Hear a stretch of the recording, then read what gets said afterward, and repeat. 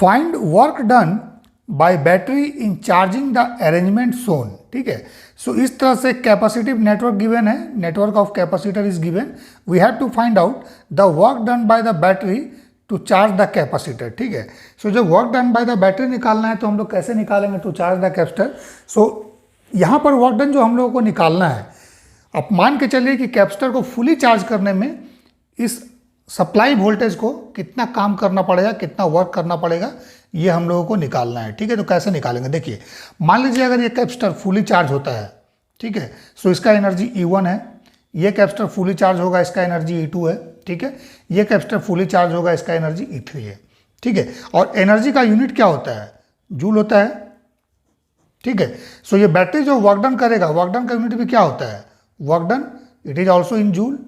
ठीक है, that means ये भी एक काइंड ऑफ एनर्जी है, वर्क डन इज एनर्जी, और कैपेसिटर में जो भी एनर्जी स्टोर हो रहा है that is also the energy. ठीक है, वो भी एनर्जी है, ये भी एनर्जी है, दोनों का यूनिट सेम है। सो कंजर्वेशन ऑफ एनर्जी यूज कीजिए कि energy can neither be created not be destroyed. अगर पूरा कंडीशन आइडियल है, मान लीजिए इसमें कोई भी लॉसेज नहीं है, ठीक है, मीन जो भी सप्लाई हो रहा है, बैटरी जो भी आपका एनर्जी सप्लाई कर रहा है, वो एनर्जी इन सभी में डिस्ट्रीब्यूट हो रहा है। ठीक है, 2 माइक्रोफैराड, 5 माइक्रोफैराड और 3 माइक्रोफैराड में। ठीक है ना, जो भी एनर्जी डिस्ट्रीब्यूट कर रहा है वो तीनों में जा रहा है। ठीक है, सो इसका मतलब ये है कि ये जो भी एनर्जी सप्लाई करेगा, let's say this E must be equal to E1 plus E2 plus E3, यही ना होगा। ठीक है, so energy supplied by the battery निकालना है। so, एक तरीका ये है कि आपका इसका C इक्विवेलेंट निकाल लो। C इक्विवेलेंट निकालने के बाद आप क्या करो, मेन ब्रांच का चार्ज निकाल दो, मीन्स इस तरह का कैपेसिटर C इक्विवेलेंट आ जाएगा आपके पास। ठीक है, देन ये सप्लाई वोल्टेज 6 वोल्ट का यहाँ पर कनेक्टेड रहने दीजिए, आप ये मेन ब्रांच का चार्ज निकाल लो। ठीक है, चार्ज निकालने के बाद आप फिर इंडिपेंडेंट एनर्जी इसमें निकालो, इसका हाफ C V स्क्वायर, इसका भी हाफ C V स्क्वायर, इसका भी हाफ C V स्क्वायर। उसके लिए इसके अक्रॉस वोल्टेज चाहिए, इसके अक्रॉस वोल्टेज चाहिए, देन इसके अक्रॉस वोल्टेज चाहिए।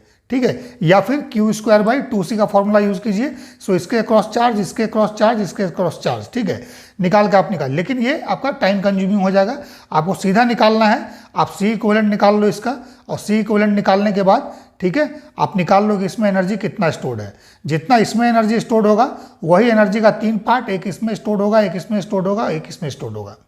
ठीक है ना, सो सीधा सीधा आप इसमें एनर्जी निकाल लो। सो इसमें एनर्जी निकालने के लिए हम लोग क्या करेंगे, it is equal to half C equivalent into V square, यही आपका एनर्जी होगा। और यही जो एनर्जी है that is supplied by the battery 6 volt. ठीक है, जो सप्लाई 6 वोल्ट बैटरी है जो सप्लाई करेगा एनर्जी, वो यही एनर्जी है। ठीक है, so this is the work done by the battery. ये क्या हो जाएगा, work done by the battery.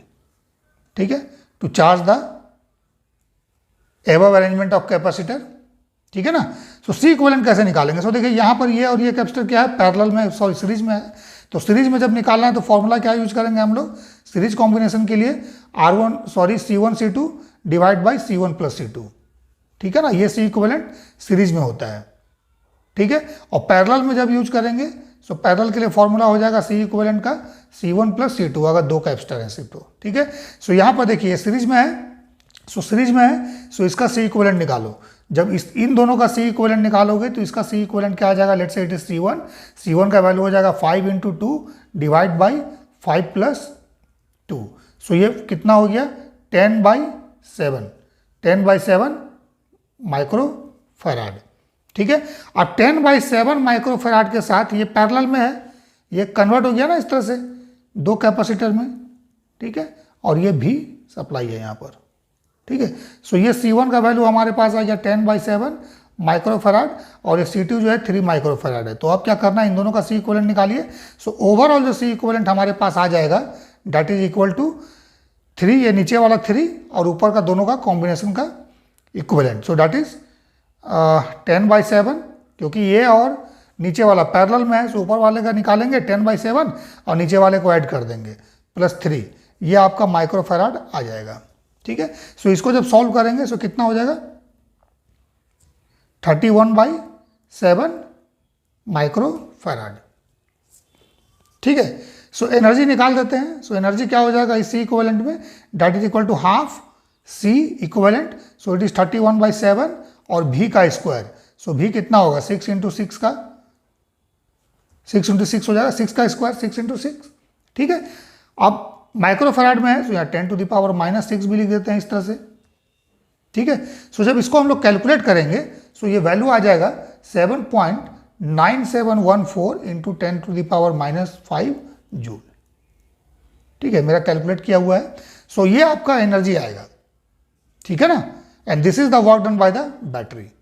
ठीक है, क्योंकि सी इक्विवेलेंट में एनर्जी इतना स्टोर हो रहा है। ठीक है ना, और ये वर्क डन बैटरी कर रहा है। So this is the work done by the battery.